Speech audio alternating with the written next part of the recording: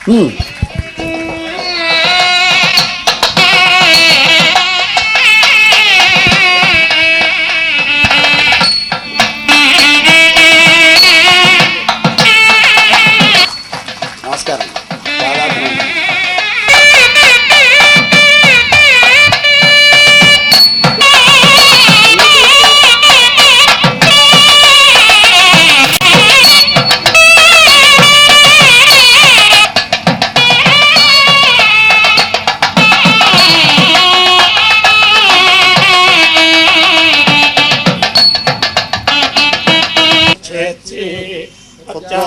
ప్రమదితవ్యం ధర్మాన్న ప్రమదితవ్యం కుశలాన్న ప్రమదితవ్యం భోజ్యైన ప్రమదితవ్యం ప్రత్యక్షం బ్రహ్మాసి తామేవ సన్నా భవత్వర్యమా సన్న ఇంద్ర బృహస్పతిః సన్న విష్ణురుక్రమః నమో బ్రహ్మణే నమస్తేవాయ తమేవ ప్రత్యక్షం బ్రహ్మాసి తమేవ ప్రత్యక్షం బ్రహ్మ వదిష్యామి అర్థం వదిష్యామి. ఈనాటి ఈ కార్యక్రమానికి మనందరి మీద అభిమానంతో స్వామివారి యొక్క కరుణను మనందరికీ ప్రసరింపచేయాలనేటువంటి ఉద్దేశంతో మన ముందుకు మన యొక్క ప్రార్థన మేరకి అంగీకరించి విచ్చేసినటువంటి స్వామివారికి శిరస్సు ఒగ్గి నమస్కారాలు తెలియచేసుకుంటూ కృతజ్ఞతలు తెలుపుకుంటూ జగద్గురువుల చేత విరచితమైన వేదాంత డిండిమాన్ని మనం అందరం వింటూ ఆ గురుదేవుల్లోటువంటి గురుదేవుల యొక్క నోటి నుండి మనం కూడా వేదపురుషుడు హనుమ అన్న 4 మాటల్ని విందామని కోరుకునే ఉద్దేశంతో కోరుకుంటూ ఆ ఉద్దేశంతోనే వారికి ఈ రోజున ఈ స్వాగతం పలుకుతున్నాం. వారిని హనుమ మీద ఒక్క 4 మాటలు చెప్పి మా జీవితాల్ని ధన్యం చేయవలసిందిగా ప్రార్థిస్తున్నాం. దూరీకృత శీతార్తి ప్రకటీకృత రామవైభవస్ఫూర్తి దారిత దశముఖ కీర్తి పురతో మహాభారత హనుమతో మూర్తి.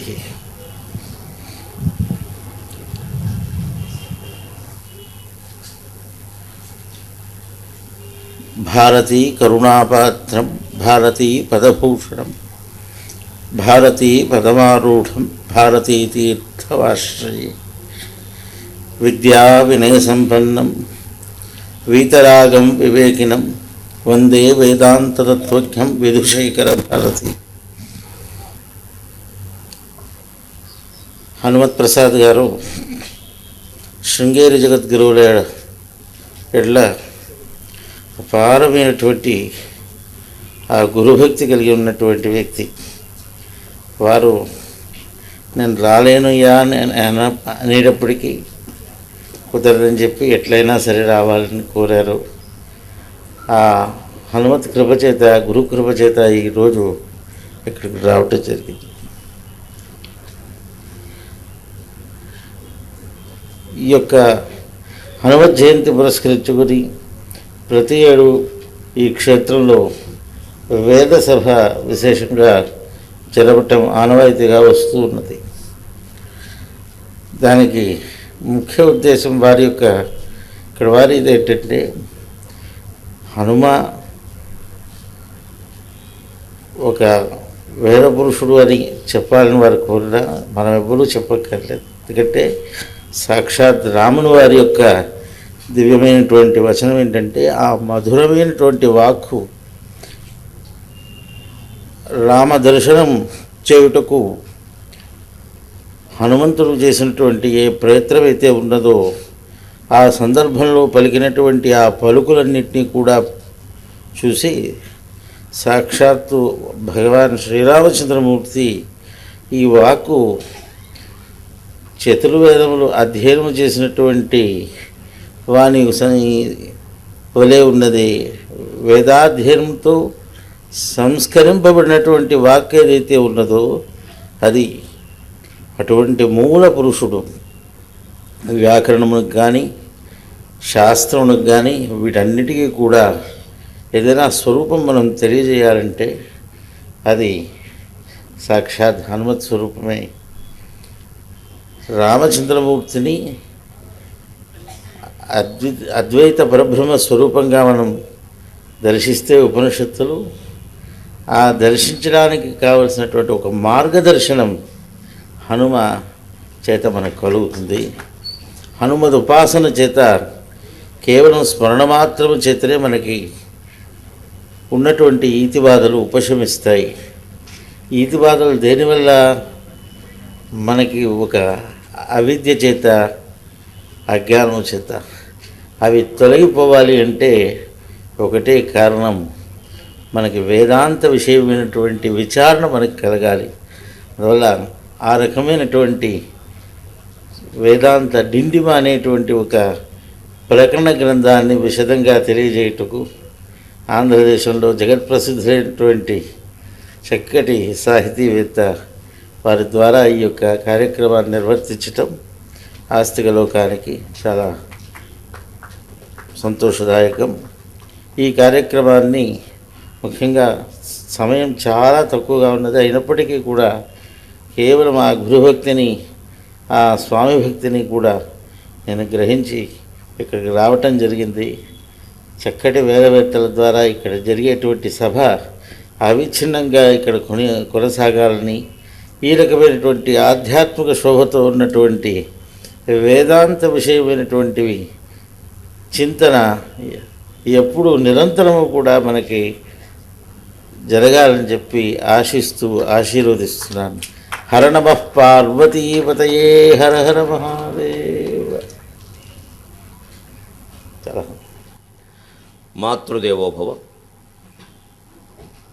క్షీరబ్ధిం జనించనంటనొక ఆశీర్వాదవాక్యము, క్షీరబ్ధిం జనించనంటనొక ఆశీర్వాదవాక్యము,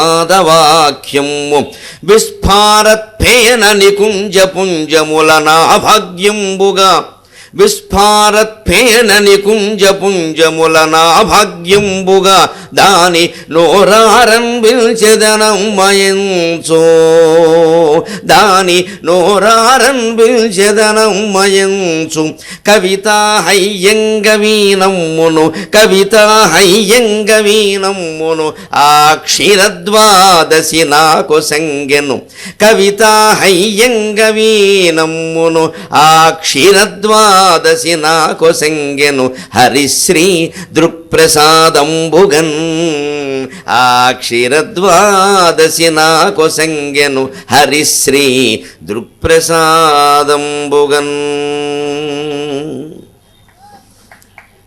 మా అమ్మ క్షీరాబ్ధి ద్వాదశి నాడు పుట్టింది, అందుకని నాకు దైవభక్తి వచ్చింది.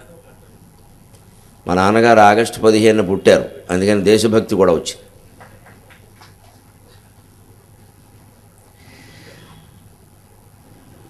ఆయత దేహముంగడచునాయత కీర్తికి, ఆయన ఎవరో పాపం ప్రత్యేకంగా వచ్చి ఎంతసేపు మీ అమ్మగారి మీద చెబుతున్నారు, మీ నాన్నగారి మీద చెప్పట్లేదన్నారు. చెప్పకపోతే ఇప్పుడు నాకు ఆయనకి ఆస్తి తగాదాలు ఉన్నాయనుకుంటారు. అటువంటిది ఏమీ లేదు. ఒక్కొక్క వ్యక్తి మీద ఒక్కొక్క ప్రభావం ఎక్కువ ఉంటుంది. విశ్వనాథ సత్యనారాయణ గారు కావ్యంలో చాలా సందర్భాల్లో తండ్రి గురించి చెప్పాడు, తల్లి గురించి చెప్పలేదంటే ఆయనకు భక్తి లేదనా. ఒక్కొక్క ప్రభావం ఉంటుంది. అలాగే నా మీద మా అమ్మ ప్రభావం ఎక్కువ, అందుకని అలా వస్తుంది తప్పితే ఆ తండ్రి మాకు ఇచ్చినటువంటి క్రమశిక్షణ, బాధ్యత, ఇవన్నీ ఎంతమంది దేవతల్ని ప్రార్థించినా రానట్టు ఉంటుంది.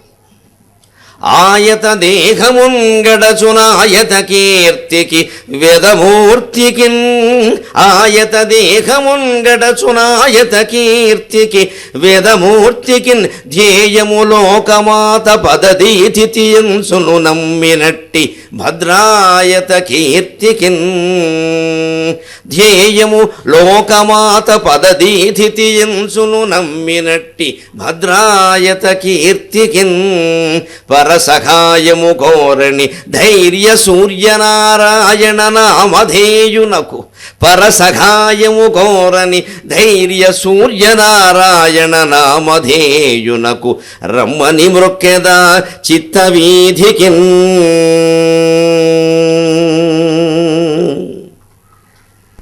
ఆయత దేహముంగడచునాయత కీర్తికి. మా నాన్నగారు 6 అడుగులు పొడుగు, మీరేమిటి ఇంత పొట్టిగా ఉన్నారనకండి, మనం అమ్మ పోలిక, మా అమ్మ పొట్టి.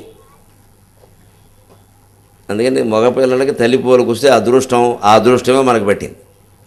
మా నాన్నగారు బాగా ఎర్రని ఎరుపు, మా అమ్మ నలుపు, మనకు అదే వచ్చింది. అన్నీ అమ్మ లక్షణాలు వచ్చాయి. మరి అమ్మ గురించి చెప్పక ఏం చేస్తాము. కానీ ఆయన బాగా పొడుగు, మంచి ఎరుపు.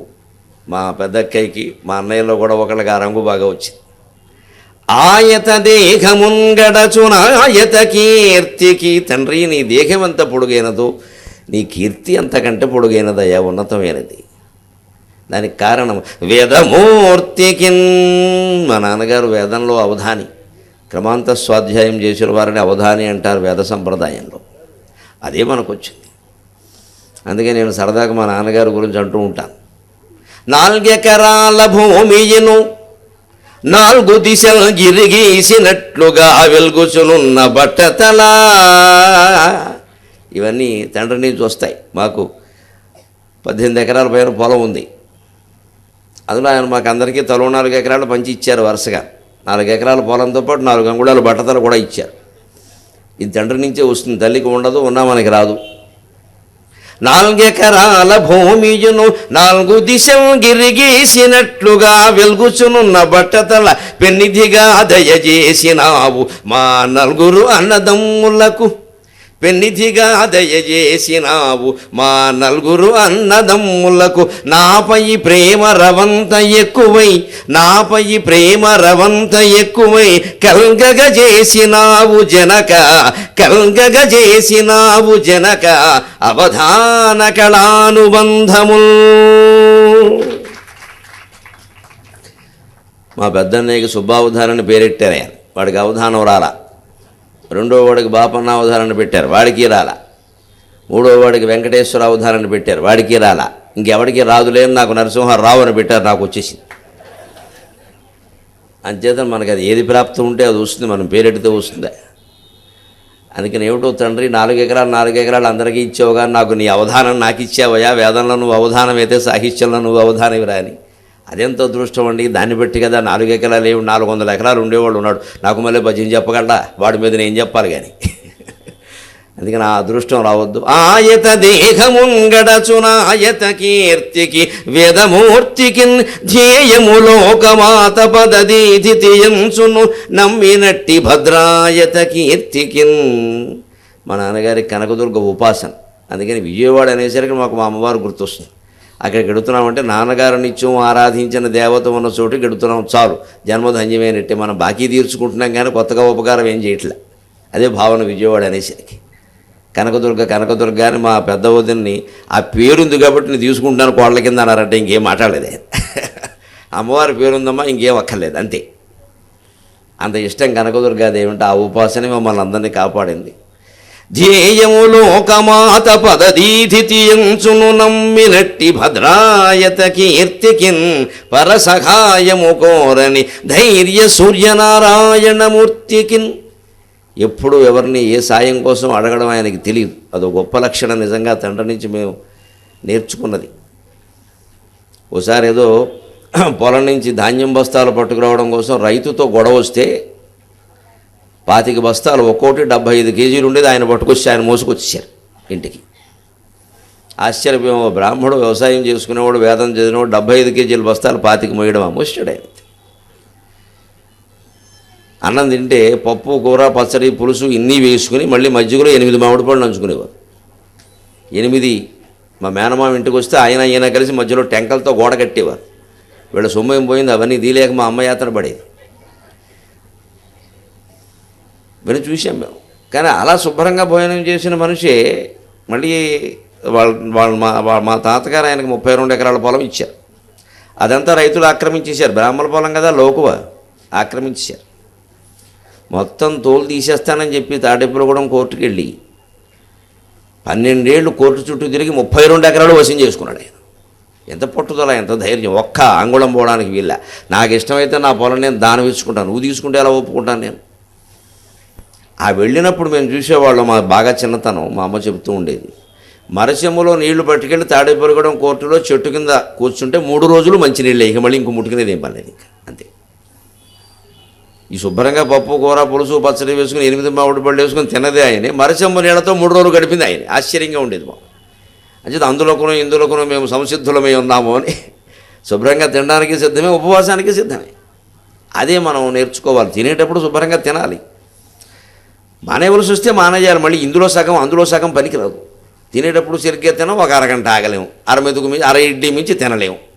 ఎందుకు ఆ బతుకు?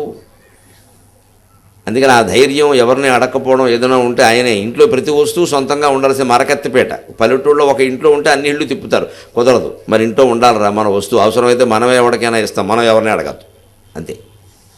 ఆ వస్తువులు ఏది ఏడాది కోసారి వాడే వస్తువైనా ఇంట్లో ఉండాల్సిందే సొంతంగా. ఇప్పటికీ మాకు అదే అలవాటు. మా ఇంట్లో కూడా ఏది అన్నీ ఉండాల్సిందే సొంతంగా, ఎవరిని అడగద్దు, మనమే ఇద్దాం కావాలంటే అంట. అన్నీ వాడు ఏడాదికి ఒకసారి పడుతూ ఉండని ఉంటుంది, ఏం పోయింది, ఇంకోళ్ళని అడగడం ఏమిటి? ఇది స్వయంగా తన కాళ్ళ మీద నిలబడడం అనేటువంటి ధైర్యం ఉంది. అది నిజంగా తండ్రి నుంచి వచ్చింది. అటువంటి తండ్రికి ఆయత దేహముంగడచునాయత కీర్తికి వేదమూర్తికి ధ్యేయము లోకమాత పదదీతియంచును నమ్మినట్టి భద్రాయత కీర్తికిన్ పరసహాయము కోరణి ధైర్య సూర్యనారాయణ నామధేయునకు రమ్మని మృక్కెద చిత్తవీధికిన్. వారెవరో మా నాన్నగారిని తలుచుకునే అవకాశం ఇచ్చారు, వారికి ధన్యవాదాలు. వారు అడగకపోతే నేను చెప్పేవాడిని కాదు. ఎందుకంటే మాకు అవధానాలకు అడిగితే కానీ చెప్పే అలవాటు లేదు, ఇదో దశ. ఇక మనం వేదాంత రెండిమం 3వ భాగంలోకి ప్రవేశిస్తూ, ఇవాళ హనుమత్ జయంతి కాబట్టి నిన్న ఏ శ్లోకంతో ముగించామో దానికి ఉదాహరణగా హనుమంతుని యొక్క ప్రవృత్తి నుంచే, సాహసం నుంచే, సుందరకాండ నుంచే ఓ మంచి ఉదాహరణ చెప్పుకుని తర్వాత కథలోకి వెడతాం. హనుమత్ జయంతి కాబట్టి చాలామంది హనుమంతుడి గురించి 2 ముక్కలు వినాలని అనుకుంటారు. అందుకని మనం దేన్నైనా కలిపేయడానికి సమర్థులం కాబట్టి కలిపేద్దాం. నిన్న మనం ఒక మాట చెప్పుకున్నాం, కాశీలో 9 రోజులు ఉండడం అనేదానికి. షణ్నిహత్య త్రయం హిత్వా ద్వయం హిత్వా ఏకం బుద్ధ్వా అశ్నుతే మోక్షం ఇది వేదాంత డిండిమక. ఏమిటి 9 రోజులు కాశీలో ఉంటే? 9 రోజులు ఉంటావా, 9 సంవత్సరాలు ఉంటావా, లేదా 9 నిమిషాల్లోనే తెముల్చుకోగలవా? అది వ్యక్తి సామర్థ్యానికి సంబంధించిన విషయం. మనం ఏదో 9 రోజులు ఉంటే దైవానుగ్రహం మన మీద ప్రసరిస్తుంది అనుకోవడం పొరపాటు. భగవంతుడు ఎప్పుడూ సమయానికి ప్రాధాన్యం ఇయ్యడు. నువ్వు ఎంతకాలం ఉన్నావు అనేది ఆయనకి సంబంధించిన విషయం కాదు. అది మనం తెముల్చుకోవడానికి సంబంధించిన విషయం. ఆ 9 రోజులైనా 9 వారాలైనా 9 నెలలైనా చేయవలసింది మొదటి 6లో కామక్రోధ లోభమోహ మదమాత్సర్యాలు వదిలేసుకోవాలి. అది ఏమిటి అని దాని స్వరూపాన్ని అవగాహన చేసుకుని వదిలేయాలి. ఏదైనా వదిలేయడం అంటే అంతే. వదిలేయడం ఊరికే నేను కామవాంఛను వదిలేస్తున్నాను ఇవన్నీ మళ్ళీ మొదలే సాయంత్రం. ఒకడెవడో అనుకున్నట్టు, పాపం నాకు సిగరెట్లు కాల్చడం వ్యసనంగా ఉంది, మానలేకపోతున్నా అన్నట్టు. పక్కన మిత్రుడు అన్నట్టు, అదేమిట్రా అందులో ఏం కష్టమేం లేదురా, నేను ఇప్పటికి 10 సార్లు మానేశాను అన్నట్టు. 10 సార్లు మానేయడం ఏమిటి అంటే మళ్ళీ మొదలెట్టాడు అనమాట. ఒకసారి మానేయడం, మళ్ళీ మొదలెట్టడం. ఇంకా అది మానేయడం ఎలా అవుతుంది? మనం అబద్ధాలు ఆడడం అనేవి ఇలాగే ఉంటాయి. మళ్ళీ ఆడేసి మళ్ళీ తర్వాత ఆడినంటూ ఉంటాం. ఇక నుంచి అంటే ఎప్పటి నుంచి? ఓసారి మానేశాక మళ్ళీ మొదలెట్టకపోతే మళ్ళీ మానేయడం ఎందుకు వస్తుంది? 10 సార్లు మానేయడం ఏమిటి అసలు? ఓసారి మానేసావుగా. అలా కాదు, ఎప్పుడూ క్రోధం, లోభం, మాత్సర్యం దేన్ని మనం వదిలేయాలనుకున్నా లేదా పట్టుకోవాలనుకున్నా దాని స్వరూపాన్ని అవగాహన చేసుకోవాలి. దానికి భయపడద్దు, దానికి ఏమీ చేర్చద్దు, పేర్చద్దు, తీర్చద్దు. జిడ్డుకృష్ణమూర్తి గారు లాంటి వాళ్ళు తమ పుస్తకాల్లో ఇదే చెబుతారు, రమణ మహర్షి. దానికి ఏం చేయొద్దు, దాని ఊరికి అనవసర భావాలు జోడించద్దు. ఏమీ చేయకుండా దాన్ని అలా ఎదురుగా పెట్టుకుని చూస్తే అందులో ఏమీ లేదనే విషయం అర్థమవుతుంది. నేను చెప్పుకున్నాం మనం, దృగ్బ్రహ్మ దృశ్యం మాయా స్యాత్. నీ చూపులో ఉందంతా, దృశ్యంలో ఏం లేదు. మీరు దేవుడు విగ్రహం సహా, ఆకాశం సహా, ఎదుటి మనిషి సహా, కుర్చీ సహా, గోడ సహా దేన్నైనా సరే ఏమీ ఆలోచించకుండా అలా చూడండి, కాసేపటికి ఏం ఉండదు, మీకు ఏం కనపడదు అసలు. మీ చూపు కూడా దాని మీద ఉండదు. అది ఆశ్చర్యం. అది చేయాల్సిన అభ్యాసం. అది ఆ పుస్తకం ఈ పుస్తకం పట్టుకుని కూర్చోవడం కాదు, దీనివల్ల ఏదో అవుతుంది. అది అవగాహన చేసుకోవాలి. పుస్తకం వల్ల ఏం దానికి ఎందుకు? ఎదురుగా పెట్టుకుని చూడమంటారు. శివుడు జ్ఞాననేత్రం తెరిచి చూశాడు. కామదహనం అంటే అర్థం అది. మన్మథుడు కామానికి దేవత. గమనించండి, ప్రేమకి దేవుడు కాదు. లవ్, గాడ్ ఫర్ లవ్ అనకూడదు, పొరపాటు. God for craziness. ఇంగ్లీషులో చెప్పాలంటే అది, తెలుగులో చెప్పాలంటే కామదేవ అన్నారు. కామదేవ కామపాల కామీ కాంత కృతాగమ. విష్ణు సహస్రనామాల్లో ఉంటుంది. అనిర్దేశ్యవపుర్విష్ణుర్ వీరోనంతో ధనంజయ కామదేవ అన్నారు. మన్మధుడిని ఎక్కడ ప్రేమదేవ అని లేదు. ఆయన ఆ వాంఛ అనేది కామవాంఛ తప్పితే ప్రేమ ఉందండి. అందులో ప్రేమ ఎందుకు ఉంటుంది? ఇది బస్ స్టాండ్లో కనపడిన అమ్మాయిని చూడగానే కలిసేది కామం, కాకపోతే ప్రేమ ఎందుకు కలుగుతుంది? ప్రేమ ఏముందని సంబంధం, ఎలా కలుగుతుంది? అది కామం. మర్యాదగా ఉండదని మన వాళ్ళు దానికి లవ్ అని పేరెట్టే, తప్పది. శివుడు దహనం చేసింది కాముణ్ణి, ప్రేమని కాదు. మన్మధుడు అమ్మవారిని శివుణ్ణి కలుపుదామని ప్రయత్నం చేశాడు. ఆయన దహనం చేశాడు ఈ పెద్ద మనిషి. చేసి అమ్మవారిని చేసుకోవడం ఏమిటి అంటే, పెళ్ళిళ్ళ పేరైన మీద కేసెట్టేసి మీరు పెళ్లి చేసుకుంటారా? ఆయన చేసిన పని ఏమిటి? పెళ్లి చేద్దామని చూశాడు. ఆయన తప్పు చేయలేదే. ఆయన చెప్పిన అమ్మాయిని మీరు చేసుకుంటారా? ఆయన దహనం చేస్తారా? ఏ రకంగా ధర్మం? అక్కడ తత్వం ఏమిటి అంటే, మన్మధుడు అనేది కామభావన. ఆ సేవ చేస్తున్నటువంటి పార్వతీదేవిని చూడగానే ముందు శివుడు మనస్సులో కలిగింది కామభావన. ఇంత తపస్సు చేసి ఇంత యోగ దృష్టితో ఉండి ఈ అమ్మాయిని చూడగానే నాకు ఈ భావం కలగడమేటి అని ఆ భావాన్ని దహనం చేశాడు శివుడు, మన్మధుడిని కాదు. మన్మధుడు అంటూ ఒక వ్యక్తి ఎప్పుడూ లేడు. సినిమాలో ఉన్నాడు చంద్రమోహన్, మన పాలిటికి ఆయనే మన్మధుడు. ఎప్పుడైనా ఆయనే వేస్తూ ఉంటాడు. ఎక్కడా లేడు మన్మధుడు. మనస్సును మధించేటువంటి ఓ పిచ్చి కోరికకి మన్మధుడు అని పేరెట్టారు, అంతే. అదొక భావన, కామభావన. ఆ భావాన్ని దహించాలి. పెళ్లి చేసుకోవలసింది మనం ప్రేమతో తప్ప కామవాంఛతో కాదు. డబ్బు కోసం కాదు, ఉద్యోగాన్ని బట్టి కాదు. ఈ ఈ 3-4 రకాల్లో ఏది ఉన్నా అది నిలబడదు. ఇవాళ ఇబ్బందులు పడ్డానికి అదే కారణం, యువతరం ఎక్కువ. ఇవాళ మావిడాకులు రేపు వీడాకులు అన్నట్టుగా ఉంది పరిస్థితి. ఇదివరకు పెళ్ళైతే నిశ్చింత, అమ్మాయా అనుకునేవాడు. ఇప్పుడేమీ లేదు, మన్నాడే మళ్ళీ చింత. ఏమోనమ్మా ఇవాళ ఇలా ఉన్నారు అని అధైర్యం వచ్చేస్తుంది అందరికీ. ఎందుకు వస్తుందండి? డబ్బు. 10K అని పెడుతున్నారు నెట్లో. జీతం 1,00,000 రూపాయలు ఉండాలి, సంవత్సరానికి 12 లక్షలు ఉండాలి. 1,00,000 ఉంటే కానీ మొగుడు కాదు, మొగాడు కాదు అసలు. ఆ పైన న్యూక్లియర్ ఫ్యామిలీ, అమ్మా నాన్న పోతే మంచిది, లేకపోతే ఉండకూడదు, మనతో రావద్దు, పోతే గొడవలేదు. ఎలా వస్తుంది ఈ భావన? అమ్మాయిలకైనా అబ్బాయిలకైనా డబ్బు ప్రధానంగా భావిస్తున్నారు, ఉద్యోగం ప్రధానంగా భావిస్తున్నారు. సంపాదన ప్రధానంగా భావిస్తే సంసారం ఎలా ఉంటుందండి? కామవాంఛేనా అంతే. అందంగా ఉన్నాడు, అందంగా ఎంతకాలం ఉంటాడు? రేపు పొద్దున ప్రమాదం జరుగుతుంది, కాలు పోతుంది, వదిలేస్తావా? అందాన్ని చూసి పెళ్లి చేసుకోకూడదు. ఉంటుంది, అది కూడా ఉంటుంది. చూద్దాం, కాపురం చేయాలి కదా, మనిషి మనకు నచ్చాలి కదా, తప్పులేదు. కానీ అది అంత ప్రాధాన్యమైన విషయం కాదు, దానికి ప్రాధాన్యం ఎక్కువ కూడదు. అది కూడా ఒక విషయమే. డబ్బు అంతే, అవసరమే. ఏమీ లేనివాడికి ఇచ్చేస్తామండి పిల్లల్ని పట్టుకెళ్ళి, అవసరమే. కానీ బతకడానికి ఉంటే చాలు. ఇన్ని వైభవాలు ఎందుకు? నెలకి 1,00,000 రూపాయలు ఎందుకండి? అవసరం లేదు, ఏం మొహమాటం లేదు అందులో. చాలా దురాశ అది. ఎందుకంటే హైదరాబాద్లో మేము 5 ఏళ్ళుగా ఉంటున్నాను. నాకెప్పుడు నా బడ్జెట్ 30,000 దాటలేదు. 2 పిల్లలతో ఉంటున్నాను మేము, దాటలేదు. దాటనీయం అంతే. బాగానే ఉంటున్నాం హాయిగా. ఇవన్నీ మనం పెంచుకునే కోరికలు. కారు ఉంటే కానీ నడవదు, ఏమక్కర్లేదు. అన్నీ మనం పెంచుకునేవే. బాగా మామూలు ఇల్లు సరిపోదు, 1 కోటి రూపాయలు వెళ్ళ అల్లల్లా ఆడిపోవాలి. ఇంకా అంత అవసరమా? అందుకే డబ్బు కోసం కానీ కామవాంఛలతో కానీ చేసుకుంటే నిలబడదు. అందుకని శివుడు కామాన్ని దహనం చేసి ప్రేమతో చేసుకున్నాడు. కాబట్టి అమ్మవారు మళ్ళీ ఏదో కథ ప్రకారం అది నడవాలి. కాబట్టి అయ్యో రతీదేవి నాకు పెళ్లి సందర్భంగా ఆవిడ వితంతు అయిపోతే ఎలాగండి అంటే, ఏం కంగారు పడకు, ఆవిడకు కావలసింది భర్త, అంతే కదా. వీడు లోకానికి అందరికీ చాలా ఇబ్బంది పెట్టేస్తాడు, నన్నే ఇబ్బంది పెట్టాడు. అందుకని వీడు కేవలం దేహంతో ఆవిడ కనపడతాడు. భార్య కనపడితే చాలు కదా, ఊళ్ళో వాళ్ళందరికీ ఎందుకు? అందుకని ఆవిడకి దేహంతో కనపడతాడు, ఇక మిగిలిన వాళ్ళకి కనపడ్డా. అందుకని అనంగహ, అంగము లేనివాడు అన్నారు. వాడికి శరీరం లేకపోతేనే మన ఇంత బాధ పెడుతున్నాడు, శరీరం ఉంటే ఇంకెంత పెడతాడు? అంతే. అంచేది ఇది అవగాహన. కామవాంఛ పట్ల మనకు కలగగానే, ఎవరి పట్లైనా పరాయి వాళ్ళ పట్ల కలగగానే ఈ అవగాహన చేసుకుంటే ఈ పాటి సుఖం మనం పొందడం లేదా? ఈ భర్తతో, ఈ భార్యతో, ఇంక ఈ బయట వాళ్ళ వల్ల వచ్చేది ఏమిటి? అది కూడా మనం ఇందులో వస్తుంది చెప్పుకుంటాం అని ఒక అవగాహన పెంచుకుంటే వదిలేస్తాం ఆ విషయాన్ని. ఎప్పుడు కలిగినా ఇంతే. ఒక 5 నిమిషాలు ఆగి కాస్త ఆలోచిద్దాం. నిజమే, మనం అనుకున్న కోరిక నెరవేరింది, మనం అనుకున్న వాళ్ళు ఎవడో వల్లో పడ్డారు, ముగ్గులో పడ్డారు, ఇక ఆ మాటలన్నీ ఎలా ఉంటే అలాగా పడ్డారు. తర్వాత పొందే ఆనందం ఏమిటి? ఎంతసేపు దానివల్ల కలిగేదంత, ఆ పైన వచ్చే ఇబ్బందులు ఎన్ని?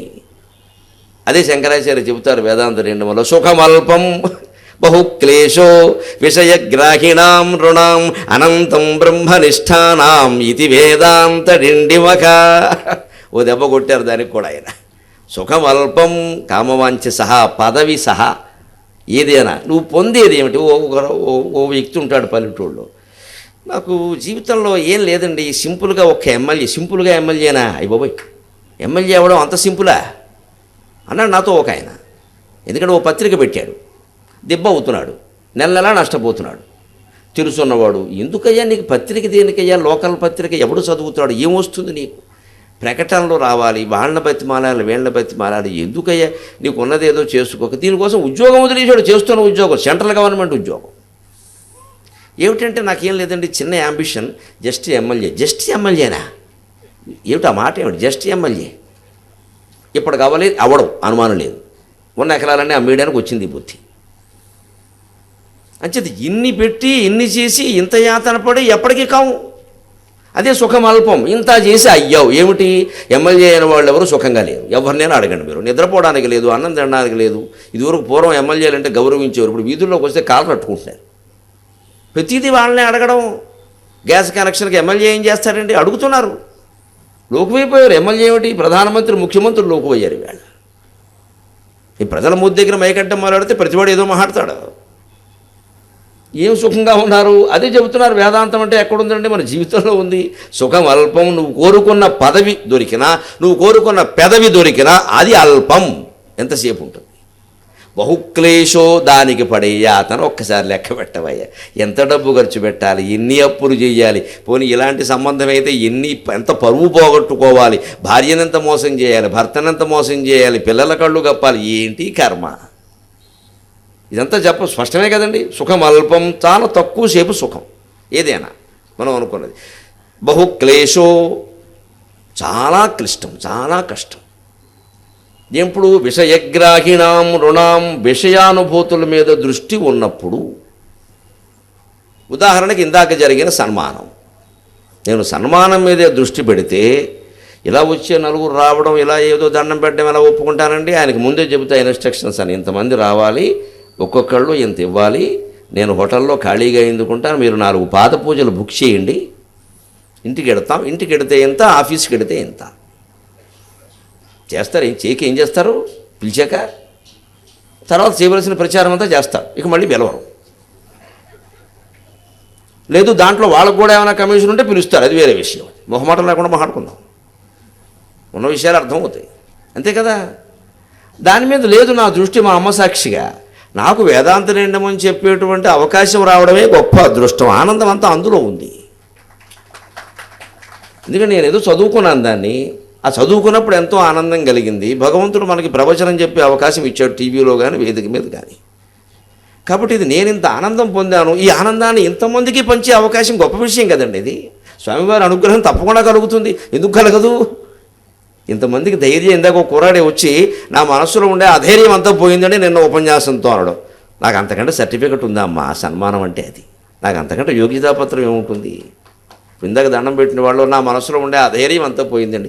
ఓ ఇల్లాలు వచ్చింది, నాకు మెడిసిన్ ఇస్తున్నారండి, మీరు నాకు మెడిసిన్ ఇస్తున్నారండి, అది ఆవిడ సంతోషం. ఇది యోగ్యతాపత్రం, ఇది సన్మానం. అందుకే ఆయన నిజమైన సన్మానం ఏమిటో ప్రసాద్ గారికి తెలుసును. కాబట్టి మీరు పొందిన అనుభూతి ఏదో చెప్పండి, ఊరికే దండలు దేనికన్నారు. దండలు వేసుకోవచ్చండి, నేను చెప్పచ్చు. ఓ ఇంత గజమాలలు పత్రికలు, రేపు పొద్దున్న పత్రికల్లో రావడం, మళ్ళీ ఎవరో చూడడం, పిలవడం, ఇదంతా బాగానే ఉంది. ఇవన్నీ భరించాలా వద్దా? ఇది ఇంత చేసి ఈ అనుభవం అంతా, ఎంత సన్మానం ఎవరికి చేసినా, ఎంత డబ్బు ఇచ్చినా, ఎన్ని దండలు వేసినా, ఎంతమంది ఎన్ని ఫోటోలు దిగినా, ఇదంతా కలిపి 5-10 నిమిషాలు. సుఖం అల్పం, దానికోసం పడే తాపత్రయం, వారిని నేను పెట్టే యాతన, నా మీద వారికి ఏర్పడే అభిప్రాయం, ఇదే బహుక్లేశో, ఎంత యాతనండి. ఇదంతా ఎందుకు, రంగంలో ఎవడో ఇంకొకడో ఇద్దరు ఉంటారు, వాళ్ళ మీద నాకు ద్వేషం, వాళ్ళని మించి నాకు జరగాలని. ఇక నేనే ఆ దృష్టితో ఉన్నాక మీకు వేదాంతం చెప్పడం దేనికి పని లేక జరుగుతున్న మోసం అంతా అదే. అన్ని రంగాలు చెప్పేవాడికే ఉండదు ఆ దృష్టి. నేను బాగా చెప్పానండి ఎవరు చిన్నపిల్లలు అడుగుతారు ఆ మాట. చిన్నపిల్లలు స్కూల్లో వార్షికోత్సవంలో పాట పాడి కిందకి దిగి, అమ్మ నేను బాగా పాడాను అడుగుతారు. ప్రవచనం చెప్పేవాడు కిందికి దిగి నేను బాగా చెప్పానంటే వాడు బాగా చెప్పలేదని వాడికి తెలుసు అనమాట. నేను అడగను అలాగా, నేను చెప్పాను లేదు నాకు తెలుసు, బాగా చెప్పాను ఏమిటండి అంటే నమ్మకం లేదనమాట. వాడు ఎవరో పైగా అడిగితే ఏమంటారు, అయ్యో అద్భుతంగా చెప్పారంటారు. బయటికి వెళ్ళాక ఇంకా అడుగుతున్నాడు చూడు సిగ్గు లేకుండా అంటారు. మనం ఏదో ప్రసాదం కోసం ఉన్నాం, ఈయన కోసం ఉన్నామని అనుకుంటున్నాడు ఈయన, ఇంకా అడుగుతున్నాడు పైగా మళ్ళీ. అయిపోయిందా? ఇలా అంటారేమో అని అనుమానం ఉండబట్టి అడుగుతున్నాడు, నమ్మకం ఉంటే అడగడండి. అంచేత ముందు చెప్పేవాడు వినేవాడు ఎవరైనా మనకు అన్వయించుకోవాలి. మనకు అన్వయించుకున్న ప్రపంచం అంతా దేనికి ఇది? అంటే ఈ సన్మానం సహా, కామవాంఛలు సహా, పదవులు సహా, పీఠాలు సహా ఏవైనా సుఖమల్పం బహుక్లేశో విషయ గ్రాహిణాం రుణాం, దొరికే సుఖం తక్కువ, దాని గురించి పడుతున్న కష్టం ఎక్కువ, ఏళ్ల తరబడి పడాలి. ఇంత చేసి ఆ ఇమేజో ఆ గౌరవమో పెంచుకున్నా ఉంటుందని లేదు. అది ఉంటుందని ఏముందండి? ఎంతమంది పెద్ద పెద్ద హిమాలయం అంత ఎదిగిన వాళ్ళు పాతాళంలో కూరుకుపోయారు, వాళ్ళ వేదిక మీద కనపడడం లేదు. ఇప్పుడు ఏం బాధపడితే ఏం ఉపయోగం? అయిపోయింది. అదే అనంతం బ్రహ్మనిష్టానాం, అదే బ్రహ్మజ్ఞానాన్ని పొంది నేను ఆత్మస్వరూపుణ్ణి, నేను ఒక జీవుణ్ణి కాదు, నా పేరు, ఈ పుంస్త్వం, స్త్రీత్వం, ఈ కులం, ఈ మతం, ఈ ఒడ్డు, ఈ పొడుగు, ఈ వ్యవహారాలన్నీ కల్పితం, నేను లోపల ఉండే పరమాత్మ స్వరూపుణ్ణి, నాకు వీటితో నిమిత్తం లేదు. ఇది ఏదో దేహం యాత్ర నడుస్తోంది కాబట్టి నడుస్తోంది, నడవని, ఇది ఉన్నంతకాలం నడుస్తుంది, ఇది ఉన్నా ఒకటే రాలినా ఒకటే అని అంతర్ముఖులం మనం కాగలిగితే, అంతర్ముఖ సమారాధ్య బహిర్ముఖ సుదుర్లభ మనోయజ్ఞం అంటారు దాన్ని. హనుమంతుడు ఆ కర్తవ్యం సమయంలో తప్పితే మిగిలిన సమయం అంతా ఈ మనోయజ్ఞమే చేశాడు. లేకపోతే అంతకాలం బ్రహ్మచర్యంతో ఎలా ఉండగలిగాడండి? పైగా వాళ్ళంతా దీర్ఘాయువులుండి, హనుమంతుడు ఇప్పటికీ చిరంజీవి కదా, ఇప్పటికీ. అసలు అంతకాలం ఒకసారి ఆలోచిస్తే మనకు ఒక్కోసారి చూడండి, ఏం తోచట్లేదు అంటే, హనుమంతుడికి ఏం తోస్తోంది? గంధమాదనంలో ఉండని ఎక్కడ ఏం తోస్తుంది? ఎలా ఉంటున్నాడు? ఆయన దగ్గర టీవీ లేదు, ఆయన ఎవరో పిలవలేదు, ఆయన చుట్టూ 10 మంది భక్తులు లేరు, అసలు ఆయన ఎక్కడున్నాడో ఎవరికి తెలియదు, ఆయన చెప్పడు. ఎలా తోస్తుందండి? ఆ గుహలో ఎక్కడైనా ఉంటే ఉన్నాడు కదా, ఎలా తోస్తోంది? యస్వాత్మరతిరేవ స్యాదాత్మతృప్తశ్చ మానవః ఆత్మన్యేవ చ సంతుష్టః తస్య కార్యం న విద్యతే. భగవద్గీతలో ఉన్నమాట. ఆత్మయందే రమించేవాడు, ఆత్మతృప్తశ్చ మానవః, ఆత్మయందే తృప్తి చెందేవాడు, ఆత్మారాముడై ఉండేవాడు, బయట విషయాలు అంతగా పట్టించుకోలేదు. బతకడానికి, ప్రాణం నిలబడడానికి తింటే చాలు. బట్టలు కట్టుకోకపోతే బాగుండదు, అందరూ విచిత్రంగా చూస్తారు, మనిషికి సంధికని కట్టుకోవాలి, అందుకోసమే అవసరం. దానికి ఏదో మగాళ్ళకో వేషం, ఆడాళ్ళకో వేషం ఉంది, చాలు, ఇంకంతకంటే ఏమిటి? ఇక మిగిలిందంతా ఆత్మచింతనే చెయ్యాలి. అలా చేసేవాడికి సంవత్సరాలు కాదండి, యుగాలు సరిపో. ఎందుకంటే అది తెమిలే వ్యవహారం కాదు, మీరు చేసి చూడండి. ఇప్పుడు ఇంటికి వెళ్ళాక రాత్రి మంచం మీద పడుకున్నాక నేను ఎవరైనా ఆలోచించడం మొదలెట్టండి, నిద్ర వస్తుంది కానీ తెలిసే వ్యవహారం కాదు. పోనీ నిద్రనే వచ్చింది సంతోషం, మామూలుగా ఎలాగో నిద్ర పట్టట్లేదు కదా, పోనీ పడుతుంది. అలాంటి ఆలోచనతో ఉండి నిద్ర పట్టకపోయినా నష్టం లేదు, పట్టినా ఇబ్బంది లేదు. అంటే అది చేయాలి. కానీ ఏమిటో పెద్ద అబ్బాయి ఏమవుతాడో, చిన్నమ్మాయి అదో రకంగా ఉంది, ఉంటారు. ఇది ఈవేటి ఆలోచన. ఇప్పుడు పోనీ రాత్రి ఆలోచించడం వల్ల వాళ్ళు ఏమైనా మారతారా? వాళ్ళు ఏమైనా మారతారా? పోనీ నిజంగా పెద్ద అబ్బాయి గురించి వాడిని బిలు ఎదురుగా కూర్చోబెట్టి తెలిసే 2 ముక్కలు, డిండిమో ఇది వేదాంత డిండిమహ 3 దెబ్బలు, నీకేం కావాలా, ఉంటావో పోతావా, తెలిసేయి. అబ్బే మనం అలా కాదు, వాడు మనతోనే ఉండాలి, మన ఆస్తి వాడికే ఇవ్వాలి, దుర్మార్గుడైనా వాడికే ఇవ్వాలి, వాడు ఇప్పుడు అర్జెంటుగా ఆంజనేయస్వం అయిపోవాలి. అర్జెంట్ ఆంజనేయ పథకాలు లేవు, అవడం మన కర్మ కొద్దీ వాడు పుట్టాడు, అయిపోయింది. అనుభవిస్తావా తోసేస్తావా తెలుసుకో. ఒక్క దెబ్బ నీకు నాకు సంబంధం లేదు పో అంటే పోతాడు వెంటనే. 3వ రోజు దగ్గరికి వస్తాడు, నోరు మూసుకుని వింటాడు. ఆ ధైర్యం మనకెక్కడదే? వాడిని బట్టుకు మనం బతిమాడడం మొదలెడతాం. వాడు బండి అడుగుతాడు, 10వ తరగతి వాడు, కొనకపోయేసరికి తల్లి తండ్రిను వాడు బెదిరిస్తాడు ఖచ్చితంగా, నేను ఇంట్లో వెళ్ళిపోతా. మనం ఏం చేస్తాం? భయపడిపోయి వాడు వెళ్ళిపోగానే కనబడుట లేదు ప్రకటన. నాయన నువ్వు ఎక్కడున్నా వెంటనే ఇంటికి రాగలవు, నీ గురించి మేము బెంగెట్టుకున్నాం, నీ గురించి బెంగెట్టుకుని మీ అమ్మ మంచం ఎక్కింది, నేను అటకెక్కా, నువ్వు వచ్చి మా నెత్తిమీ ఎక్కు అంటే వాడు బ్లాక్మెయిలింగ్ చేయకపోతే ఏం చేస్తాడండి? చేస్తాడు. ఇంత చేసి ఎక్కడికి వెళ్ళా వాడు మేనమావింటూ ఉన్నాడు. ఈ వ్యక్తికి మొదటి శత్రువు మేనమామ కదా, ఉంటాడు అక్కడ. చెప్తాను ఇప్పుడు వెళ్ళరా మీ మామ ఇంటికి, ఇవిడి చెబుతుంది బెదిరింపుకి. లేదా పక్కింటికి ఎక్కడికి వెళ్ళావు, అలా వేయకూడదు. అలా అన్నవాడిని వెళ్ళిపోనాయన అని చెప్పి వెళ్ళిపోయా కనబడటం లేదు కాదు, కనబడని అవసరం లేదు. జూమ్ చేసేస్తాం ఫోటో, మొహమాట వల్ల నా ఇంట్లో సమస్య వస్తే నేను అంతే చేస్తా, ఆంజనేయ స్వామి సాక్షిగా చెబుతున్నా. అలా ఉంటేనే ధైర్యంగా ఉండగలం. వాడేవాడండి నిండా 20 ఏళ్ళు మన బెదిరిస్తాడు. ఇక్కడ కొడుకు అయితే కూతురు అయితే దేవుడైతే మనం ఎందుకు లొంగుతామండి? అక్కడ తప్పు తప్పే, ఒప్పు ఒప్పే, ధర్మం ధర్మమే. ఉంటావో పోతావో తెలుసుకో. రోడ్డు మీద వాడికి ఇచ్చేస్తా పట్టుకెళ్ళి, నీకెందుకు ఇవ్వాలి వాడు చేసేవాడికి? ఈ ధైర్యం తండ్రుకుంటే దెబ్బకి రాడండి వాడి దారికి. అది లేదు మనకి. మన వాళ్ళే ఇక్కడే వచ్చిందంతా. ఇది పరమ దుర్మార్గుడని తెలుసుంటే వాడికి పెళ్లి చేయడం, వాడిని మనవాడు అనడం, వాడిని మార్చాలని చూడడం కుదిరే వ్యవహారం కాదండి అది. నువ్వు తెలుసుకో, నీ గురించి నాకు అనవసరంగా అప్రతిష్ట వద్దు. ఉంటావా పోతావా? కనబడడం అవసరం లేదు, పెద్ద ఫోటో వేస్తాం. కింద ఏమి రాస్తాం తెలుసా? నాయన నువ్వు వెళ్ళిపోయినందువల్ల మేము బెంగెట్టుకున్నాం, కానీ సరిపెట్టేసుకున్నాం. తప్పనిసరి పరిస్థితుల్లో నీ పేరున్న ఆస్తంతా మీ తమ్ముడి పేరు పెట్టేశాం. నువ్వు ఎక్కడున్నా ఆయుర ఆరోగ్య భోగ భాగ్యాలతో సుఖంగా ఉండాలని కోరుకుంటున్నావు. స్వస్తి. రాత్రి వచ్చేస్తారు వాడి ఇంటికి. ఆత్మీయత రక్కలేని వాళ్ళు చాలామందికి ఆస్తులు కావాలండి. ఎవ్వరు ఏ విషయంలో మొండికేసినా ఇదే శిక్ష, ఇదే పద్ధతి. దెబ్బకి దారికి రావాల్సిందే. దీనికి మరి తెగింపు కావాలి, దీనికి వేదాంత డిండిమం మోగాలి. ఊరికే నొరగలు కారుకుంటూ కూర్చుంటే కుదరదు ఇక్కడ. అందుకనే ధైర్యం. ఇంత చేసావు, వాడిని బతిమాలవు, బామాలవు, వాడి గురించి యాత్రలు చేసావు, తీర్థాలు చేసావు, ప్రసాదం సత్యనారాయణ ప్రసాదం వాడు తిన్నన్నా సరే వాడు నోట్లో పెట్టావు, వాడి కోసం వ్రతాలన్నీ నువ్వే చేసావు. వాడు మారాడా? లేదు. పైగా నేను లోకు కట్టాడమ్మా, మా అమ్మ నా కోసం నేను చేస్తోంది. నువ్వు చేసుకుంటూ చేసుకో, లేకపోతే పోతామని చెప్పాలి లెక్క. తెలిసిపోతుంది వెంటనే. అప్పుడు కొడుకు లేదు, కూతురు లేదు, కోడలు లేదు, తమ్ముడు లేదు, అందరూ దారికి వచ్చేస్తారు. ఒకవేళ రారు, సంతోషం. మన దారిలో మనం మంచి దారిలో ఉన్నాం, మనం ఆయన దారిలో ఉన్నాం హాయిగా. ఆయనకి ఎవరున్నారండి? కొడుక, కొమ్మ, కూతురా, ఏమిటి చెప్పండి? ఆయనకి ఎవరున్నారండి? ఎంతకాలం బట్టి ఉంటున్నాడండి ఆయన? పోనీ ఇక్కడంటే విగ్రహం అంటారు మీరు, గంధమాదనంలో కూడా విగ్రహమేనా? లేదే. ప్రత్యక్షంగా చూసిన మహాయోగులు ఉన్నారే.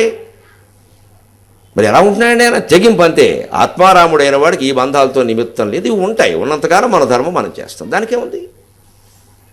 ఇది విడిచిపెట్టాలి. ఇది విడిచిపెట్టాలంటే ఒక్కొక్క కామవాంఛని, అధికారాన్ని, మమకారాన్ని, అన్నీ ఎదురుగా పెట్టుకుని అవగాహన చేసుకోవాలి. నిజమే, ఈ కొడుకో, భార్యో, భర్తో ఎవరైనా సరే వీరిని ప్రేమించడం వల్ల ఏం జరుగుతుందో వాస్తవంగా మనం బానిసైపోయి ప్రేమించాలా మనుషుల్ని? మన ఆత్మాభిమానంతో ఉండి మనం ప్రేమించలేమా? బానిస అయిపోవాలా? ప్రేమించడం అంటే బానిస అయిపోవడమా అని ఆలోచిస్తే అయిపోయింది మొత్తం అంతా.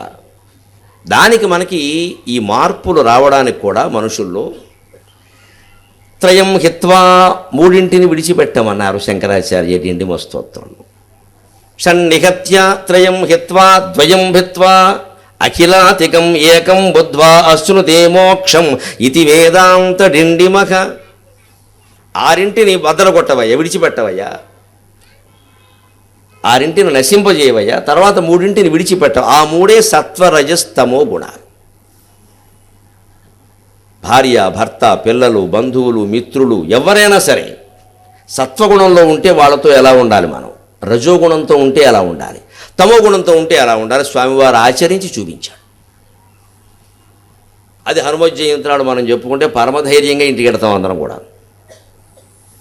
స్వామి సముద్రాన్ని దూకాడండి, అందరికీ తెలుసు. కొండయనంగలేచి పవనాంకూరమ్ము ఝంఝామరుచ్చండాకారము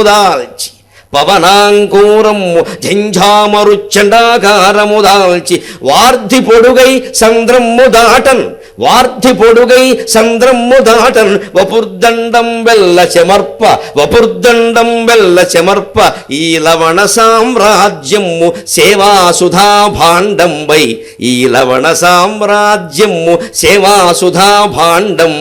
క్షితిజాత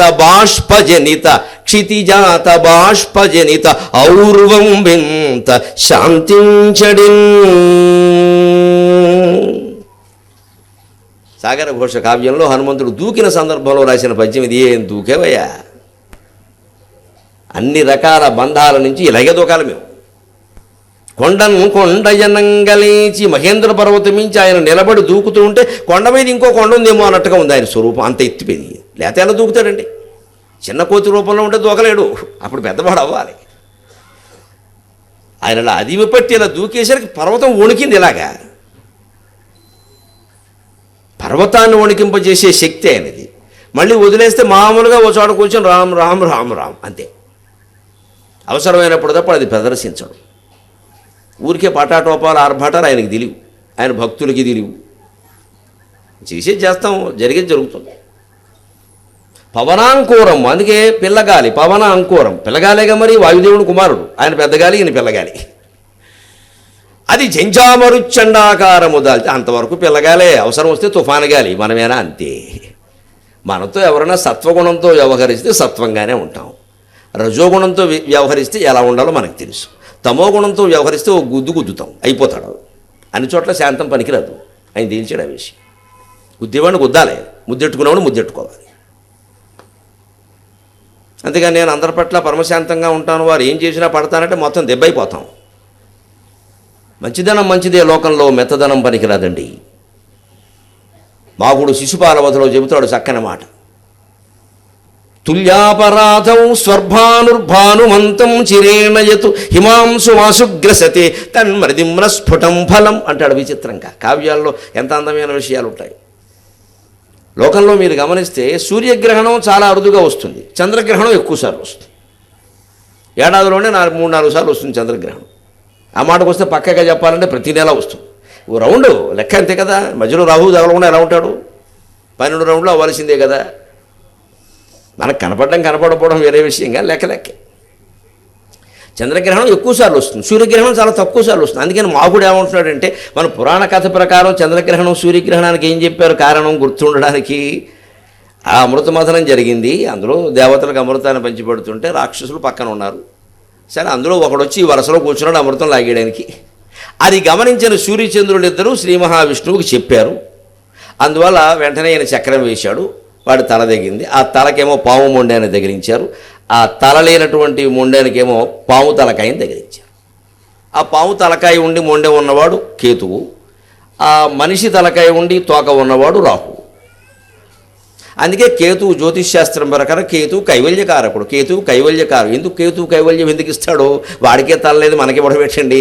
ఈ అహంకారం అంతా తలలోనే ఉంది, తలపోతే కానీ కైవల్యం రాదని అర్థం. అందుకని కేతువు కైవల్యకారకుడు. తల లేనివాడికి మోక్షం వస్తుంది. తలలో ఉంది అహంకారం, అందుకే బలిచక్రవర్తి అహంకారం అంతా తలలో ఉంది. అందుకే వామనమూర్తి పాదం అక్కడ పెట్టాడు. మనకైతే మోకాల మీద పెడతాడు, మనకు అక్కడే ఉంది మెదడు, ఏం చేద్దాం. ఆయన కాబట్టి తల మీద పెట్టాడు. కేతువు మోక్షకారకుడు అంటే అర్థం అది, నీ తల ఉత్తమాంగం, దాని అహంకారం అది పోతే కానీ మోక్షం రాదురా అబ్బాయి, ఉపయోగం లేదు, తీసేయి. వైకుంఠపాడులో చివరిగడి 121 అహంకారమే, అదే తల. అందుకే అహంకారం ఉన్నవాడిని మనం ఏమంటాం, తల ఎగరేస్తున్నాడు అంటాం. అంతేకాదు మోకాలు ఎగరేసాడు, బొట్టన వేలు ఎగరేసాడు అనం, తల అంటాం. తల అహంకారానికి ప్రతీక. అందుకే వెంకటేశ్వర స్వామికి తల నీలాలు ఇస్తాం, అహంకారం ఇవ్వడం. దాని తత్వమేది. అందుకని సత్వగుణమే ఇది. ఆయన ఎదిగాడు, పిల్లగాలికి తుఫాను గాలిగా మారాడు, వాద్య దాటాడు. అప్పుడు ఆయన చెమట బిందువులు సముద్రంలో పడ్డాయి. అప్పుడు సముద్రం అనుకుందుట, ఇది వరకు అమ్మవారిని తీసుకెడుతుంటే ఆవిడ ఏడ్చింది పాపం, ఆ కన్నీళ్లు పడ్డాయి. ఆ కన్నీళ్ళకి ఈయన చెమట బిందువులు సమాధానం చెప్పాయి. లోకం ఎప్పుడూ గొడ్డు పోలేదు. ఒక ఇల్లాలు కన్నీళ్లు పెడితే కాపాడేవాడు ఉంటాడు ఖచ్చితంగా. బలహీనులు ఎవరు కన్నీళ్లు పెట్టినా, ఆపదలో బాధపడి కన్నీళ్లు పెట్టినా ఆదుకునేవాడు హనుమంతుడు లాంటి వాళ్ళు ఉన్నారు, అప్పుడు ఉన్నారు, ఇప్పుడు ఉన్నారు. నమస్కారం వారందరికీ. ఆదుకుందికి ఆ చూపుడు వేలు మనకి భగవంతుడు ఇచ్చింది, ఎదుటి వాళ్ళ కన్నీళ్లు తొడవడానికి, బెదిరించడానికి కాదు, ఊరికి ఇలా అని కన్నీళ్లు తొడవడానికి. కన్నీళ్ళు ఎవరైనా చూపుడు వేలుతోనే తుడుస్తారు. ఆ పని చేశాడు ఆయన. సీతాశోక వినాశనక అని అందుకే అన్నారు. అది హనుమత్ శక్తి. అందుకే ఆయన దూకుతుంటే చూడండి 3 రకాల ఆటంకాలు వచ్చే సత్వరజస్తమో గుణాలను ఎదుర్కొనే విధానం సుందరకాండలో ఆయన మనకి చెప్పాడు. పనులు అవుతాయి, సుందరకాండ చదివితే ఎందుకన్నారంటే పనికి ఆటంకాలు ఇవే, సాత్విక ఆటంకం, రాజస ఆటంకం, తామస ఆటంకం. దేన్ని ఎలా ఎదుర్కోవాలో తెలిస్తే పని ఎందుకు అవుతండి. సాత్విక ఆటంకం అంటే ఏమిటి, మర్యాదగా ఇబ్బంది పెడుతూ ఉంటారు మనకు కొంతమంది. మనం వృద్ధి చెందడం ఇష్టం లేక మనం ఏదైనా పెద్ద పరీక్షకి తయారై పెద్ద ఉద్యోగం ప్రయత్నం చేస్తే అందులో ఎవరు సుఖంగా లేరురా, అనవసరం, అంత ఐఏఎస్ అవ్వడం వీడికి ఇష్టం లేదు. అది విషయం, చెప్పడం ఆ విషయం. మనకు చేసుకునే వాళ్ళే మాట్లాడతాడు ఇక్కడ. ఇదో నాటకం. ఇది సాత్విక ఆటంకం, మర్యాద.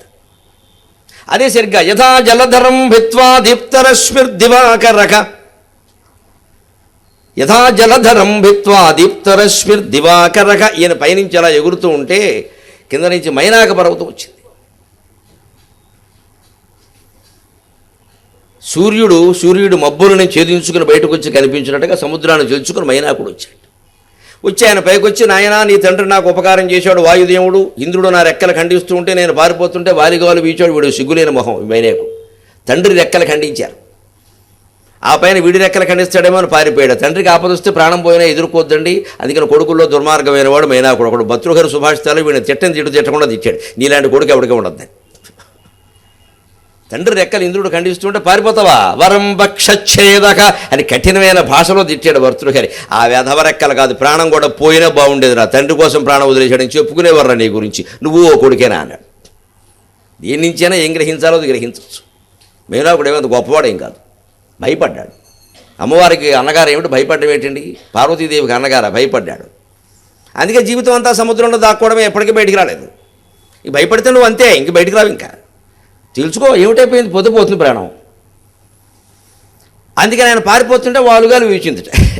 అప్పుడు వీళ్ళు అందులో పడగలిగేట తొందరగా. అందుకని వచ్చి మీ నాన్నగారు మాకు చాలా ఉపకారం చేశారు, నీకు నేను ఏదో చెయ్యాలి, అందుకని నువ్వు ఎక్కడికో పెడుతున్నావు, అనవసరంగా శ్రమ పడుతున్నావు, కాస్త విశ్రాంతి తీసుకో, మా దగ్గర బోల్డ్ ఫ్రూట్ జ్యూస్, పళ్ళ రసాలు, కొండలు కదండి అన్ని చెట్లు, రకరకాల పళ్ళు అన్నీ ఉన్నాయి, పళ్ళ రసాలు ఇద్దరం కూర్చుని సగ్గా మధ్యలో ఓ బల్ల పెట్టుకుని శుభ్రంగా సేవిద్దాం దా పళ్ళ రస అని అన్నాడు. నిజంగా కాస్త హనుమంతుడు కాకుండా వేరే ఎవరన్నా అయితే పోన్లే, ఇలా అడిగేవాడు ఎవడుంటాడు ఈ దారి మార్గ మధ్యంలో. రాముడు కనీసం వెళ్ళమని చెప్పాడు కానీ క్రెడిట్ కార్డు ఇవ్వలేదు, ఏటీఎం ఇవ్వలేదు, కనీసం 2 ఇడ్లీ తినవయ్యా అని బ్యాడ్ డబ్బులు కూడా ఇవ్వలేదు. ఊరికే వెళ్ళమండమే ఎంతసేపు, వచ్చాక కూడా ఏమీ ఇవ్వలేదు, కౌగులింత తప్ప అని అనుకుంటాడు మరొకడైతే. కానీ ఈయన ఏమనుకున్నాడు, అది వద్దబ్బాయి, గమిష్యేత్ర వైదేహి ఉన్న చోటుకి నేను వెడుతున్నాను, చాలా అత్యవసరమైన పని మీద వెడుతున్నాను, నీ ఆదరణకి సంతోషిస్తున్నాను మైనాక, ఇదిగో భుజం మీద చెయ్యేశాను కదా, నీ కోరికను మన్నించినట్టే భావించని వెళ్ళిపోయాడు. ఎందుకు సాత్విక ఆటంకం అంటారు దీన్ని. మర్యాదగా కొంతమంది మన పనులకు ఆటంకం కల్పిస్తారు, మర్యాద ఉన్నట్టుగా వస్తారు. ఒరే నీకు ఇవన్నీ ఇంత కష్టపడితే ఏం వస్తుందా, అనవసరంగా వద్దురా, ఇదే మర్యాద చెడగొట్టేస్తారు. శుభ్రంగా చదువుకుంటుంటే కుర్రాడు వాడి దగ్గరికి వచ్చి చదువుకునేవాడు బాగుపడ్డాడరా అంటాడు వచ్చి. ఇక్కడ సినిమా చూద్దాందా, ఇదే సాత్విక ఆటంకం అంటే. ఫ్రెండ్ అడిగితే కాదనకూడదురా, ఇదే ఫ్రెండ్ అడిగేది, ఇదే కోరిక. సినిమాకి రమ్మన్నమా చదువుకుంటుంటే, స్నేహితుడు అడిగితే కాదనకూడదురా, ఏవో చెబుతాడండి. ఈ కుర్రాడు పెడతాడు, పరీక్ష ఏమైంది, చదువు ఏమైంది. అంటే ఎప్పుడు మర్యాద అయిన ఆటంకాన్ని మనం మర్యాదగానే ఎదుర్కోవాలి. 5 లక్షల రూపాయలు తీసుకుని బ్యాంక్ ఎడుతున్నాం, ఓ బ్యాగ్లో ఉన్నాయి, మనం ఏదో మన దారిని మనం ఎడుతున్నాం. ఎవడో స్నేహితుడు ఎదురవుతాడు దారిలో, చాలా కాలం ఏందిరా చూసి ఒకసారి దిగంటాడు, ఆగాం, అప్పటి నుంచి టీ తాగుతుందా అంటాడు. ఆగకూడదు, ముందెళ్ళి బ్యాంకులో 5 లక్షలు వేసి వచ్చాక టీ కాకపోతే నువ్వు విషం తాగు, తర్వాత విషయం అది.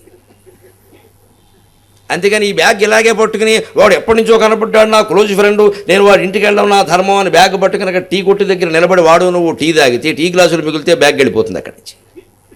ఇది సాత్విక ఆటంకాన్ని ఎదుర్కొనే విధానం. అందుకే మైనాకుడు ఆపితే ఆగలేదు. ఆపితే ఏం చేస్తాడో, రాత్రి అక్కడ కూర్చోబెడతాడు. ద్రాక్ష రసం, మామిడి పళ్ళ రసం, అన్నీ నూజివీడు రసాలండి చాలా బాగుంటాయి పెడతాడు అక్కడ. ఇవన్నీ మాట్లాడుతుంటే ఇప్పుడు ఈ రసాలు తాగేవాళ్ళు ఎవరు ఊరికే కూర్చోరుగా, చిట్ చాటింగ్ అనవసరం. అందుకని ఏమిటయా Hanuman, where are you going అని మాట్లాడతాడు ఇంగ్లీష్లో. వాడు ఇంగ్లీష్ మీడియమేగా, అందుకని ఇంగ్లీష్ మీడియం కాకపోతే పారిపోవడం, తెలుగు మీడియం అయితే ధైర్యంగా ఉంటాడు మైనాకుడు. అందుకని అంటాడు. అంటే సీతాదేవి అని మన క్యాండిడేట్ ఒక ఆవిడ ఉంది, ఏదో మనకు పరిచయం అనుకో, వాళ్ళు ఆయన పాపం బాధపడుతున్నాడు. ఏ టైం మతి లేకుండా, ఇక ఏమైనా మేనకోళ్ళ మేనత్త ఎవరి కోసమో ఏమిటి ఇది, మతి లేకుండా అంత దూరం పెడతావు, అక్కడ ఉందని ఏమిటి. ఇవన్నీ చెబితే ఏమవుతుంది, హనుమంతుడు కాక మరో వ్యక్తి అయితే ఆ రాత్రి మనసు మారిపోతుంది. ఇక్కడి నుంచి ఇంటికి వెళ్ళిపోయి చెబుతానులే అంటే వెళ్ళిపోతాడు. అనుకున్న పని ఏమైంది, మర్యాదగా చెడగొడుతున్నాడు అనమాట ఆయన. అందుకని మర్యాద అయినదాన్ని మనం మర్యాదగానే ఎదుర్కోవాలి. ఈ 5 లక్షలు పట్టుకుని బ్యాంక్కి గడుతుంటే ఎవరన్నా వచ్చి టీ తాగుదామని ఎవరన్నా అంటే ఒక 5 నిమిషాలు రా వస్తాను కదా అనాలి. అంతేగాని 5 లక్షలు పట్టుకుని పెడుతున్నానని చెప్పకూడదు. వాడు ఇంకోటి చెబుతాడు, వాడు వెనకాల వస్తాడు. ఇవన్నీ అతివాకుడు. చెప్పకూడదు అసలు ఆ విషయం. బ్యాగులో ఏముందో కూడా చెప్పదు. 5 నిమిషాలు వస్తావు, 5 నిమిషాలు ఇక్కడే ఉండు అని చెప్పి వెళ్ళిపోయి అది అక్కడ వేసేసాక వచ్చి శుభ్రంగా టీ కాదు వాడి ఇంట్లో భోజనం చేయి, తెలిసి వస్తుంది ఇంకోసారి పిలవడం. టీ అన్నావు కదా భోజనం చేస్తానంటే ఇంకోసారి పిలవడం. అది సాత్విక ఆటంకాన్ని. తర్వాత వచ్చింది రాజస ఆటంకం, సురస. ఇక్కడి నుంచి వెళ్ళేవాళ్ళు ఎవరు నా శరీరంలో ప్రవేశించకుండా వెళ్ళలేరు. ఆ మాట గమనించండి. నా శరీరంలో ప్రవేశించకుండా ఎవరూ వెళ్ళలేరు నా అనుమతి లేకుండా అంది ఆవిడ. అని ఈయన మింగడాను చూసింది. ఓ 20 అడుగులు పెంచింది నోరు. స్వామివారు చూశాడు, ఓ ఇది పెద్ద వేషం వేస్తుంది ఇక్కడ, మనకేం తెలియదు అనుకుంటుంది. ఈయన 40 అడుగులు పెంచాడు శరీరం. అది 100 అడుగులు పెంచింది. ఈయన 200 అడుగులు పెంచాడు. అది 300 అడుగులు తెరిచింది నోరు. ఈయన 400 అడుగులు తెరిచాడు. అప్పుడు అనుకున్నాడు, ఏమైనా గిన్నీస్ బుక్ రికార్డా ఏమిటి, కాంపిటీషన్ ఏమిటి నాకు అనవసరంగా, అది తెరవడం నేను పెంచడం, అది తెరవడం నేను పెంచడం ఏమిటి సంత, దీంతో నాకు పోటీ ఏమిటి పని లేక. అని ఒక్కసారి మహాయోగ దృష్టి సూక్ష్మ దృష్టితో నువ్వెవరు అని ఆలోచించాడంతే. మహాయోగులకు అలా తెలుస్తుంది. ఈ ఎవరు ఇది ఏమిటి పెంచడం, నేను ఎందుకు లొంగాలి ఈవిడికి, ఈ పెంచడం ఇలా పెంచుతూ పోతే ఆవిడ పెంచి నేను పెంచి ఇప్పుడు మొత్తం 3 గంటలు వృధా అవుతుంది. ఈ లోపు రావణాసుడు సీతను ఏమైనా చేసేస్తే అంతే కదా, మరి వెళ్ళాలి కదండి. తర్వాత ఏమో ఆవిడ అక్కడ ఏమో వాడు అనుకోకుండా ఏమైనా సంహరించేసాడు అనుకోండి, జరగకూడదని ఏమైనా ఉందో, తర్వాత వెళ్ళి ఉపయోగం ఏమిటి? ఇంకా మనకు తెలియని తర్వాత వేరే విషయం, తెలిసాక వెంటనే చేయాలి ఆ పని. అందుకని మనకి పోటీ ఇదే రజోగుణమే పోటీ. రజస్సు నుంచి రాజకీయం వచ్చింది మీకు లెక్క. ఆ రజో అనే మాట నుంచి రాజకీయం వచ్చింది. రాజకీయంలో ఎప్పుడు పోటీలు ఉంటాయి, మీరు గమనించండి. ఆయనకేంటి పేరు మనకు రావద్దా, ఆయన ఒక గుడి కట్టాడు, మనం 2 గుళ్ళు కడదాం అంతే. ఆయన ఎవరిని పిలిచారు, గరికపాటి నరసింహరావు, ఇంకెవరన్నా పిల్లు, ఇంకా పెద్ద ఆయన పిల్లు, మనం పెట్టేద్దాం, ఆడవిడ చేసేయి. ఇదంతా రాజకీయం. దీనివల్ల జ్ఞానం ఎవరికి రాదు, పోటీలు తప్పితే. ఇది రాజకీయ. ఈ పోటీ అంతే. ఈ 100 పెంచి 200 పెంచి 300 పెంచి 400 పెంచారు స్వామివారు. ఓహో, ఇది రజోగుణ వ్యవహారం. ఇది ఎవరిని ఆలోచిస్తే ఆ మహానుభావుడికి తోచని విషయం ఒక్కసారి దాని మీదే దృష్టి పెట్టేసరికి మొత్తం తెలిసింది. అమ్మా, నీకు నమస్కారం చేస్తున్నా. దాక్షాయణి నమోస్తుతే ప్రవిష్టోస్మిహితే వక్త్రం దాక్షాయణి నమోస్తుతే గమిష్యే యత్ర వైదేహి సత్యం జాసేద్వరం తవా అన్నాడు. అమ్మా, నువ్వు దాక్షాయణి దేవివి, దక్షిణ కుమార్తెల్లో నువ్వు ఒక్కతివి, నాకు తెలుసు. నువ్వు ఒక్కతివి. పార్వతీదేవికి సహోదరు అవుతావు నువ్వు. నీకు నమస్కారం చేస్తున్నావు. నువ్వేమన్నావు, నా నోట్లో ప్రవేశించకుండా ఎవడూ వెళ్ళలేడు అన్నావు. నీ మాటను నేను గౌరవిస్తున్నా. సత్యం చాసీద్వరం తవ ప్రవిష్టోస్మిహితే వక్త్రం. నీ శరీరంలో ప్రవేశిస్తున్నాను. నేను నీకు కావలసింది అదేగా, చంపేస్తానని అనలేదుగా. అందుకని నీ శరీరంలో ప్రవేశిస్తున్నా, నీ మాటను గౌరవిస్తున్నా. నేను గమిష్యే యత్ర వైదేహీం. అమ్మవారు ఎక్కడుందో నేను వెతకడానికి పెడుతున్నా, నా పని మీద పెడుతున్నా. నీకేమిటి ఎందులో కలిసి వచ్చేది ఏమిటి? నన్ను ఆపితే, నా పని చెడిపోవడం తప్పితే. నీ మాట నేను గౌరవించాను కదా, వదిలేయమన్నాడు. వదిలేయమనకుండా ఈ లోపు ఏం చేశాడు, లోపల దూరినవాడు 400 అడుగులు పెరిగినవాడు 4 అడుగులు అయ్యాడు. ఈ వెర్రిముఖం 600లో ఉంది. అక్కడ 600 అడుగులు ఉన్న దాంట్లో బయటకు వచ్చాడు. ఎందుకని, ఒక ఆకారం ఏదైనా శరీరం 600 అడుగులు పెరిగింది అంటే అన్ని రంధ్రాలు ఆ లెవెల్లో తెరుచుకుంటాయి. అనుమానం ఏముంది? మరి అలా తెరుచుకోకపోతే ఎలాగా? నోరైనా ముక్కైనా ఏదైనా అదే స్థాయిలో తెరుచుకుంటుందిగా.